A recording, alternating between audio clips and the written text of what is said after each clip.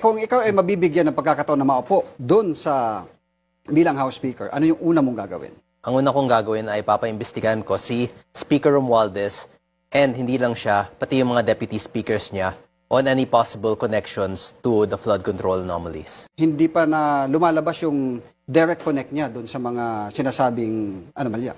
Medyo mahirap yun kasi nasa kanya yung Marcos administration, nasa kanya yung buong Kongreso. So, si Saldico naman, baka yun yung gagawin nilang fall guy para doon. Siya, sa kanya sisisihin yung flood control projects. But hopefully, if we have the numbers, we can also investigate Martin Romualdez. Anong gagawin mo kay Zaldico? Saldico, well, wala pa siya dito, so we can't really say. Hopefully, we can bring him back here para ma-imbestigahan na natin. Nagpahayag ka rin ng kagustuhan para sa House Speakership. Is that true? Yes, I want to be House Speaker. Bakit? And ano naman ang gusto mong reformang mangyari sa Congress amidst this scandal? Well, firstly, may mga plano na ako for Congress. As I've stated, and has sinabi din ni Chairman Puno siguro, yun yung plano ko para sa mga deputy speakership. Ang problema kasi ngayon ay lahat ng mga deputy speakers is based on loyalty or closeness, based on connections with the current House speakers. So for example, pag ikaw yung nanalong speaker, ang 10 na pinaka-close mo, yun yung gagawin mong deputy speaker. So there's no representation for other political beliefs, ideologies.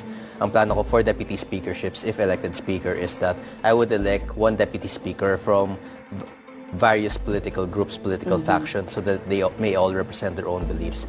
And secondly, di ba nagkakaroon tayo ng mga problema regarding sa mga travel times where all sitting congressmen, at least until December of 2026, would not be leaving the country unless for work purposes. So bawal lang magbakasyon ng mga congressman? Until Paano December na pag-holiday? 2026, so pag December pwede na yun. But we must first focus in changing and revising Congress. Since lahat ng ito nagka-problema dahil sa Kongreso, we must first fix the lower house. Jay na naka-freeze na yung kanilang mga bank accounts at kabilang dito si Congressman Ko, si dating Congresswoman Mitch Kahayon Oy at ilang senador.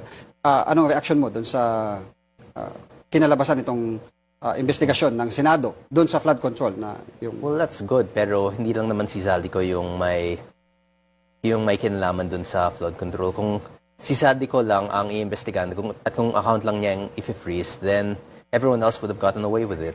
So this is a good start, but as long as it's only a start, this must only be the start. Hindi naman pwedeng matapos na to kay Zaldico. There's so many more people who are involved that must be investigated.